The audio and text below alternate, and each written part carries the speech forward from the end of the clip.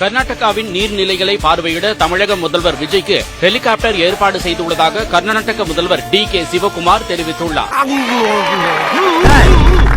அண்மைச் செய்தி. தற்போதைய சூழலில் முதலமைச்சர் விஜய் கர்நாடகம் வர வேண்டாம் என கர்நாடக முதலமைச்சர் டி.கே. சிவக்குமார் தெரிவித்துள்ளார்.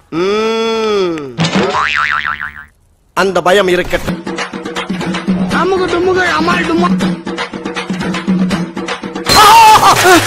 சார் வடகரி வடகரியாலும் தொடகரியாலும் போலாகுது.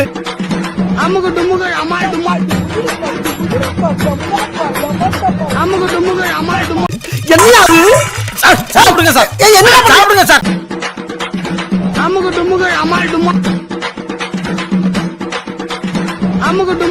ஐயோ என் கண்ணு முன்னாலே கண்ணாடி உடைக்கிறாங்களே. இப்ப பாரு ஆண்டி புடிங்கிரு தாண்டி ஆண்டி பாரு.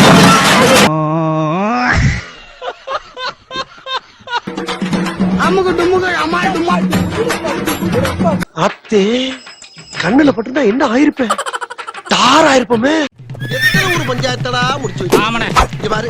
நமக்காக அம்பட்டு பெண்ணும் பிள்ளை குட்டியோட வெயில்ல காத்து கிடக்குறாங்களே. முதலமைச்சர் விஜய் கர்நாடகம் வர வேண்டாம் என கர்நாடக முதலமைச்சர் டி.கே. சிவக்குமார் தெரிவித்துள்ளார். அப்ப நான் பஞ்சாயத்துல ஒண்ணும் சொல்லக்கூடாதா? சொல்லக்கூடாது. போடா நீ பஞ்சாயத்துல வந்து கிழிச்சு போ. ஸ்டூடியோ போடா.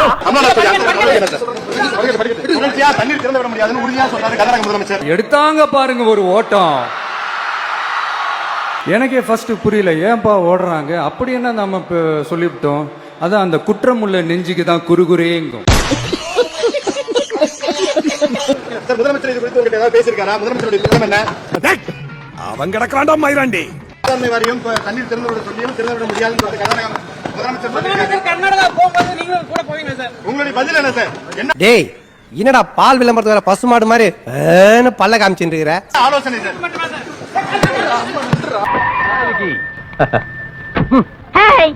டாட்டாவா காட்டுற? ஒவ்வொரு தடவை கார்ல ஏறி எஸ்கேப் ஆயிட்டு இருக்க. இருடி ஒரு நாளைக்கு ஒன்னு பெட்ரோல் ஊத்தி கொளுத்திடுற. செய்தியாளரை அடிக்க பாய்வது போல எம்எல்ஏ கபில் கையை ஓங்கிய காட்சி. இதுக்கு நடுவுல நம்ம பசங்க உள்ள பூந்து அங்க ஒரு சம்பவம் ஒண்ணு பண்ணிட்டு டக்குன்னு வெளியே வந்துடுறது. இதுக்கெல்லாம் காரணமே நீதான். சோளிங்கர் தொகுதியுடைய எம்எல்ஏ கபில். நாங்கெல்லாம் ராவான ரவுடி. என்னன்னா கிளம்பி வாடா இங்க. இதோ வரேன், நான் கொஞ்சம் வேலையா வந்திருக்க, ஒரு கிளைண்ட் கிட்ட பேசிட்டு. டேய் மூடின்னு வாடான்னு. என்ன ஆச்சு விஷயம் சொல்லலாம். அடுத்த ஈவென்ட் நடக்காது சார் உனக்கு. ஐயோ நீங்க ரொம்ப டேஞ்சர் போல்தே. இதன் பிறகு செய்தியாளர் அலுவலகத்திற்கு வந்த எம்எல்ஏ கபில், அவரது சகோதரர் தனஞ்சலியன் மற்றும் ஆதரவாளர்கள் சேர்ந்து செய்தியாளரை தாக்கியதாக குற்றச்சாட்டு எழுந்துள்ளது. சார் என்ன சார் எங்க மேல சந்தேகப்படுறீங்க? உங்களா சந்தேகப்படக்கூடாதியா, பார்த்தவனே சுட்டு கொன்றுக்கணும். அங்கிருந்த மற்ற செய்தியாளர்களான அரங்கநாதன் மற்றும் கல்யாண சுந்தரம் ஆகியோர் இந்த சம்பவத்தை செல்போனில் வீடியோ எடுத்ததாகவும், அதை பார்த்து ஆத்திரமடைந்த ஆதரவாளர்கள் அவர்களையும் தாக்கி செல்போன்களை பறித்து அதிலிருந்த வீடியோக்களை அழித்ததாகவும் கூறப்படுகிறது. இவன் இருக்கிற தைரியத்துல தானே அவன் பேசிட்டு போனா. இவனை ஜூஸ் புழிஞ்சன்னு வச்சுக்க, அவன் சக்கையாயிருவான். காவேகா எம்எல்ஏ சார் அடிச்சுட்டு ஒரு பத்திரிகையாளன் தெரிஞ்சு அடிக்கிறான். நாங்கெல்லாம் பெரிய இடம், நீங்க டச் பண்ண முடியாது. பெரிய இடமா? என்ன எல்ஐசி பில்டிங்கா? என்ன போறது இல்ல? ஹலோ ஏய் ஏனா போறது இல்ல? நான் அது 360 பாலிடிக்ஸ் அந்த இது மாதிரி தனி பாலிடிக்ஸ் கிடையாது இது. பாலிடிக்ஸ் இல்ல இது. ஆனா நீ பண்ண மிஸ்டேக் தான் இது. நான் என்னன்னா பண்ணேன்? நீ என்ன வந்து என்கிட்ட கேட்ட இன்டர்வியூ கேட்ட? எதுக்குடா என்கிட்ட கேட்ட? நீ மூடி இன்ஸ்டால போட்டு எனக்கு கொலை பண்றா பண்ற பண்ணிட்டு என்ன நான் என்ன பண்ண பேசுறேன்? நீ என்ன போடல, நீ என்ன என்கிட்ட இன்டர்வியூ கேட்ட? சாரோட பிராக்டிஸ். எல்லா சனியனும் இந்த ரீல்ஸ்ல வர்ற சனியன் தான். 52 வயசுனா நம்பாதீங்க சார். 18 வயசு கூட ஆகல சார். அழகா சார். இவங்களெல்லாம் பார்த்தாலே விரட்டி விரட்டி வெளுக்கத்தானுது. ஆக ரீல்ஸ்னால வந்த வெனதான் 2 பத்திரிகையாளர்கள் பிளஸ் ஒரு யூடியூபர் 2 பேருமே ஹாஸ்பிட்டல்ல தான் இருக்காங்க. ரவுடி பையில இருக்கல கம்பையும் கத்தியும் வச்சுட்டு கலாட்டா பண்ணுவீங்க. அரசியல்வாதி ஆனதுக்கு அப்புறம் வெடிகுண்டு கலாச்சாரத்தை டெவலப் பண்றீங்களா?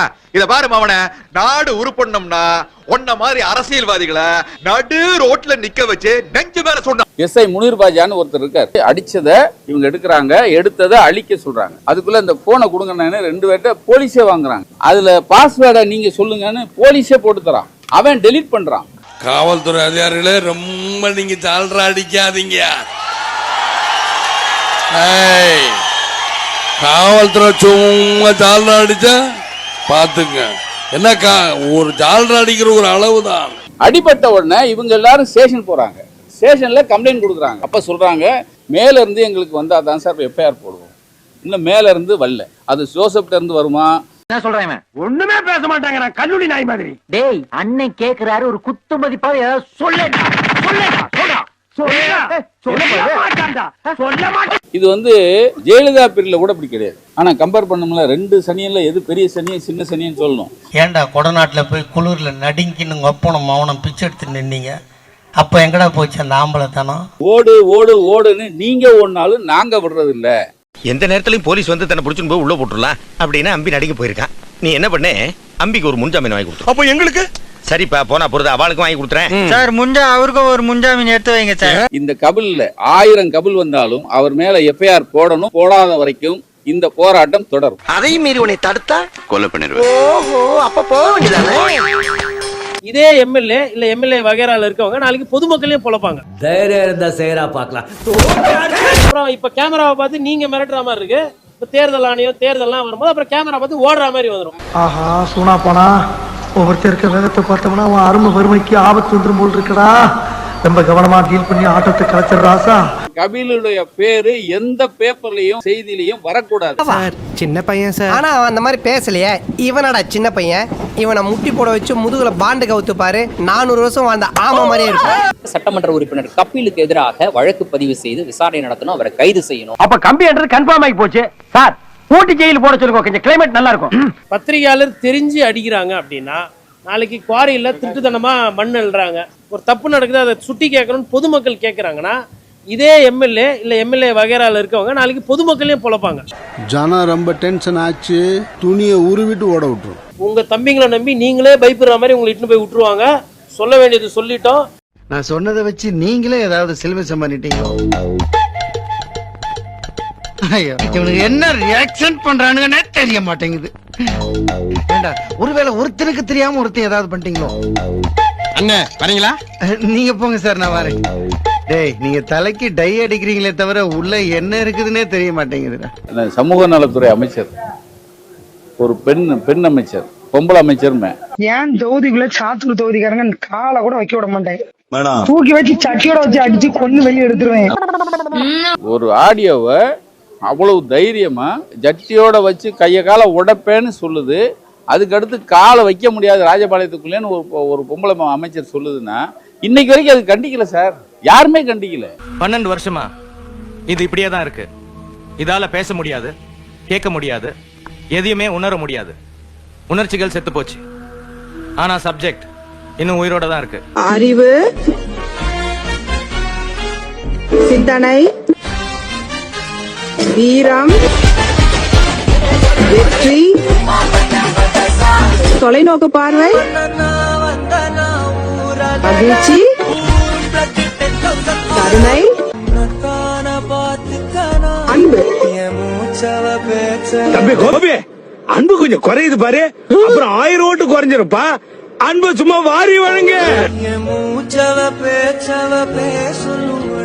ஓமாகசியா ஓகையாலா முருகனுக்கு விபுதி லோலா வக்கீல் வேல லஞ்சவாலா வீடு போச்சு கத்து மாலா ஊழல் பீசு சேர்த்து தோழா லஞ்ச ஒழிப்பு கூத்து காலா குடிச்சு பாரு கொக்க கோலா புது வெரைட்டி சரக்கு மேலா தண்ணி தர தனியார் சாலா அரசு என்ன கார்பரேட்டாலா தாய் மாமன் பாட்டு லாலா அடிச்சு விடுங்க ரீல் ஓலா.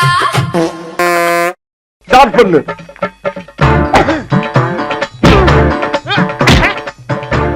இங்கிட்டு வா. அப்படியா படைக்கல மண்டல மட்டும் அடிச்சிடாத, குலக்கத்தில் உள்ள போயிருவேன். சரியா? உங்க வீட்டு பிள்ளையா நினைச்சு எல்லாரும் என்னை மன்னிச்சிருக்க.